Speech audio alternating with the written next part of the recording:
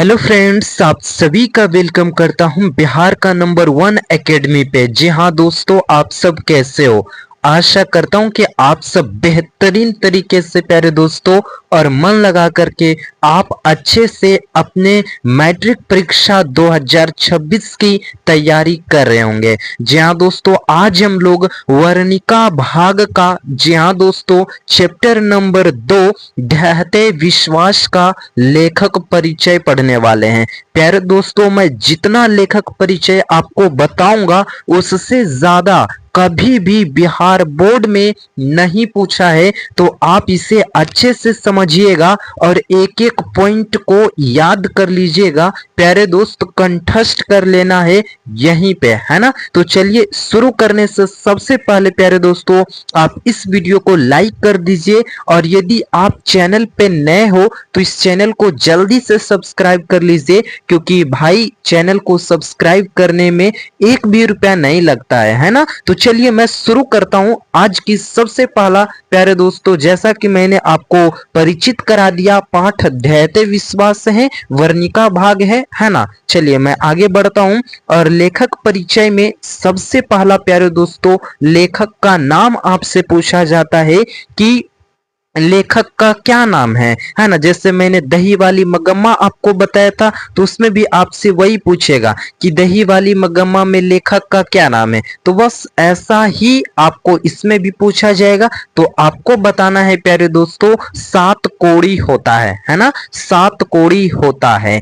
कहानी की भाषा कैसी है ना। तो कहानी की जो भाषा है वह उड़िया भाषा है, ठीक है। और आपसे पूछा जाएगा अनुवादक कौन है। जी हाँ दोस्तों, अनुवादक तो आपको क्या चीज बताना है, राजेंद्र प्रसाद मिश्र, राइट है ना। हम लोग क्या पढ़ रहे हैं, ढहते विश्वास, और ढहते विश्वास का अनुवादक यानी कि उड़िया भाषा में था और उसे हिंदी में लिख दिया कौन, तो राजेंद्र प्रसाद मिश्र ने, है ना, उड़िया भाषा को हिंदी में बदल दिए, ठीक है। उन्हीं को कहा जाता है अनुवादक, है ना। तो देखिए प्यारे दोस्तों, अब हम लोग यहाँ पे बात करते हैं लेखक का जन्म, है ना।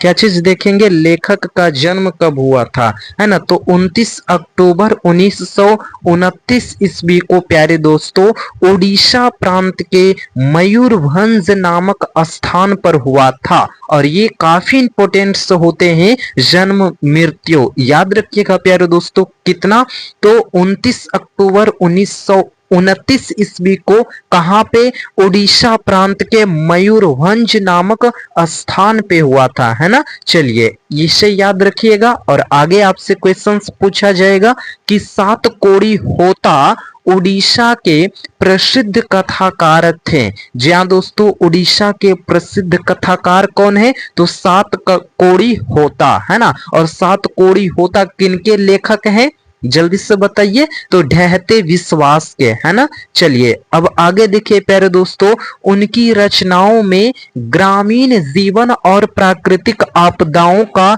यथार्थ चित्रण मिलता है।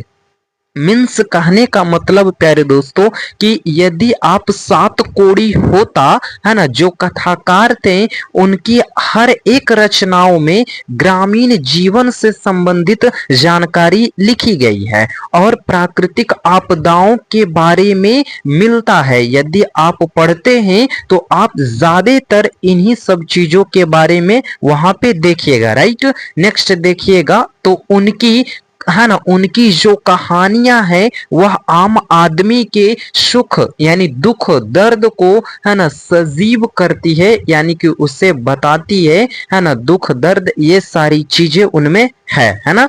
लेखक की पुस्तकें प्यारे दोस्तों, यहां से एक ऑब्जेक्टिव क्वेश्चंस जरूर पूछे जाते हैं एग्जाम में, और पूछे ही गए हैं। जब मैं ऑब्जेक्टिव करवाऊंगा, सब्जेक्टिव कराऊंगा, तो उस वक्त ये सारी चीज वहां पे मैं मेंशन कर दूंगा, है ना। तो हालांकि किसी प्रकार की आपको दिक्कत नहीं होने वाली है। तो लेखक के पुस्तक 1 दर्जन, कितना याद रखना है आपको ये जरूर, है ना, 1 दर्जन से भी अधिक प्रकाशित प्रकाशित हो चुकी है ना, 1 दर्जन से भी अधिक प्रकाशित थी, है ना, लेखक की पुस्तकें की मैं बात कर रहा हूं, है ना।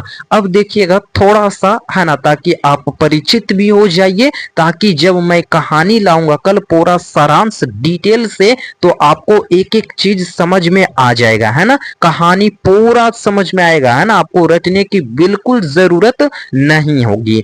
तो देखिएगा मुख्य पात्र का परिचय। जी हाँ दोस्तों, इस कहानी में कौन कौन लोग हैं, बस आपको यही जानना है। कहानी में क्या करना होता है, सिर्फ जानना होता है कि कौन कौन लोग हैं और किस कौन कौन लोग कौन कौन से एक्टिंग किए हैं, है ना। मतलब जो कहानी आप पढ़ते हैं तो आप लोगों से परिचित होते हैं, उसके बारे में जानते हैं, बस यही 2 चीज होता है। और आपको याद रखना है, समझना है ना, कि कौन कौन लोग थे। तो मैं आपको परिचित करा देता हूं आज, है ना, और कल इन सभी के बारे में अच्छे से जानकारी मैं दूंगा, उसके बाद आगे चलता रहेगा, है ना। देखिएगा प्यारे दोस्तों, सबसे पहला लक्ष्मी का नाम आता है ना, किनका, लक्ष्मी का, और इनके बारे में बढ़िया से जानकारी को प्राप्त करेंगे, ठीक है। चलिए देखिएगा, अभी फिलहाल मैं थोड़ी सी परिचय लाया हूं, है ना, लेकिन जब मैं पूरा सारांश लाऊंगा कल की क्लास में तो आपको पूरा क्लियर हो जाएगा, एक एक चीज समझ में आ जाएगा। आज आप सिर्फ ग्राफ की सहायता से थोड़ा सा समझने का प्रयास कीजिएगा, है ना। कहानी की मुख्य नायिका और केंद्र बिंदु माना जाता है लक्ष्मी को, है ना। चलिए आगे देखिएगा, तो दूसरा परिचय मैं करवाता हूं आपको लक्ष्मण से, है ना। जो प्यारे दोस्तों, लक्ष्मण जो है वह लक्ष्मी का पति है, जो कोलकाता शहर में नौकरी करता है ना। लक्ष्मी का पति कौन, लक्ष्मण, और कहाँ नौकरी करता है, तो कोलकाता शहर में करता है। चलिए आगे मैं बात करता हूं, तो तीसरा पॉइंट पे आते हैं अच्युत। अब ये अच्युत कौन है भाई, तो लक्ष्मी का सबसे बड़ा बेटा का नाम है अच्युत। याद रखिएगा, नाम याद रखना है आपको, है ना, एग्जाम में पूछे जाते हैं लक्ष्मी के बड़े बेटे का क्या नाम था, तो अच्युत नाम था। आप देखिएगा गेस्ट क्वेश्चंस में ये क्वेश्चंस पूछा गया है ना, देखना है आपको। अच्युत लक्ष्मी का बड़ा बेटा था, समझदार और जिम्मेदार बच्चों के रूप में उसे कहानी में दिखाया गया है। ओके चलिए नेक्स्ट आगे देखना है आपको, चौथे नंबर में। तो लक्ष्मी के 2 बेटे थे, बड़े बेटा का नाम अभी जस्ट मैंने बताया, क्या चीज, जल्दी से बताइए, है ना, अभी मैंने बताया ना आपको, देखिए यहाँ पे अच्युत बताया है ना, और नेक्स्ट केशव, है ना। चौथे नंबर पे कौन, केशव, जो कि अच्युत का छोटा भाई है ना, यानी कह सकते हो आप लक्ष्मी का छोटा बेटा, है ना। तो देखिएगा, है ना, केशव ही अच्युत का छोटा भाई था। केशव एक भला भोला सा था और मासूम और आज्ञाकारी बालक था, है ना, छोटा था, है ना, भला भोला था, है ना, और बहुत ही मासूम था, है ना, लेकिन छोटा था, है ना। चलिए आगे की मैं बात करता हूं, तो यहाँ पे प्यारे दोस्तों आप समझिएगा, है ना, लक्ष्मी की 2 बेटियां भी थी, है ना। लक्ष्मी की कुल कितनी बेटियां थी, तो 2 बेटियां थी, जिसमें बड़ी बेटी का नाम है जयंती, है ना। बड़ी बेटी का क्या नाम है, जयंती नाम है, और वह समझदार थी और माँ का हाथ वटाती थी, कामों में हाथ वे बटाती थी, और बड़ी बेटी थी जिसका नाम है जयंती, और छोटी बेटी थी प्यारे दोस्तों, है ना, जिनका नाम था सावित्री, है ना। और वह बहुत छोटी सी बच्ची थी जो मासूम और चंचल थी, सबकी प्यारी थी, है ना। देख रहे हो आप इमेज में, है ना, बहुत ही प्यारी थी और छोटी सी थी।